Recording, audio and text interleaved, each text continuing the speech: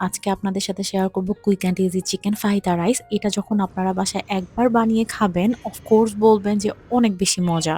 প্যানে আমি তেল দিয়ে রসুন কুচি আর পেঁয়াজ কুচি কিছুক্ষণ সটে করে নিয়েছি। এরপরে আমি বোনলেস চিকেন দিয়ে দিব, দেন দিয়ে দিব salt, black pepper, chilli powder, chilli flakes, cumin powder, oregano, garlic powder, soya sauce, hot sauce and সামান্য পরিমাণ ডার্ক সয়া সসও আমি দিয়েছিলাম। এরপর ৮ থেকে ১০ মিনিটের মতো আমি সটে করে নিব।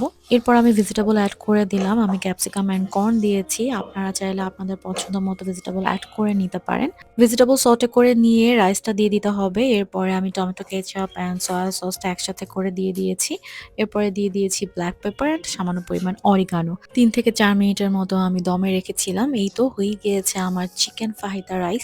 এইভাবে জাস্ট আপনারা বাসায় একবার বানিয়ে দেখেন। এই চিকেন ফাহিতা রাইস বানানো অনেক বেশি ইজি, অনেক বেশি কম সময় লাগে অ্যান্ড অনেক বেশি মজা। I am very much sure যে এই রেসিপি আপনারা একবার ট্রাই করলে অবশ্যই বারবার বানাবেন। হাতে যখন কম সময় থাকে তখনই আমি ঝটপট করে এই চিকেন ফাহিতা রাইস বানিয়ে ফেলি। আপনারা যদি এই রেসিপিটা ট্রাই করে থাকেন আমাকে কমেন্ট করে জানাবেন। আর সবাই ভালো থাকবেন, সুস্থ থাকবেন। আল্লাহ হাফেজ।